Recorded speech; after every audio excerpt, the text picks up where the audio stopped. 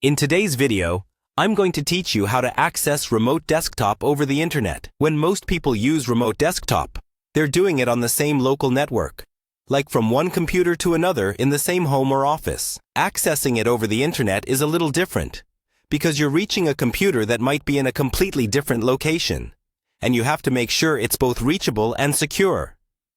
First, you need to make sure remote desktop is actually enabled on the computer you want to connect to. On a Windows machine, this is usually done in the System Settings under the Remote Desktop section. Turn it on and confirm that your user account is allowed to connect. If you're not sure which user to use, check that the account you log in with every day has permission for remote desktop. Also, make a note of the computer's name, as you'll need it later. Next, because you'll be connecting over the internet, you need to know how that remote computer is seen from outside its local network. Typically, this involves finding its public IP address.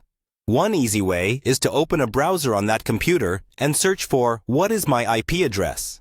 This will show you the public IP provided by the internet service provider. Keep in mind that this address can sometimes change, depending on the type of connection.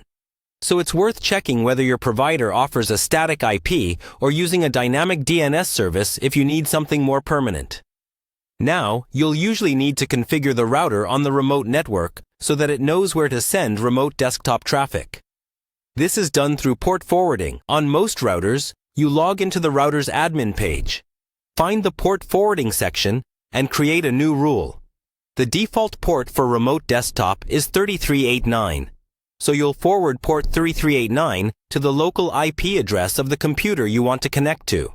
You can find that local IP by opening a command prompt and running a command to display the network details. Make sure that machine has either a static local IP or a DHCP reservation, so the forwarding rule doesn't break when the computer restarts.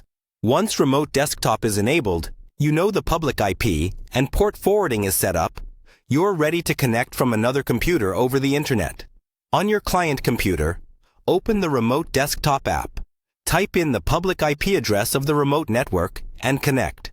When prompted, enter the username and password of the remote machine. After a moment, you should see the desktop of the remote computer appear, just as if you were sitting right in front of it. For better security, consider using a VPN instead of exposing remote desktop directly to the internet. But with these basics, you now understand how to access remote desktop over the internet.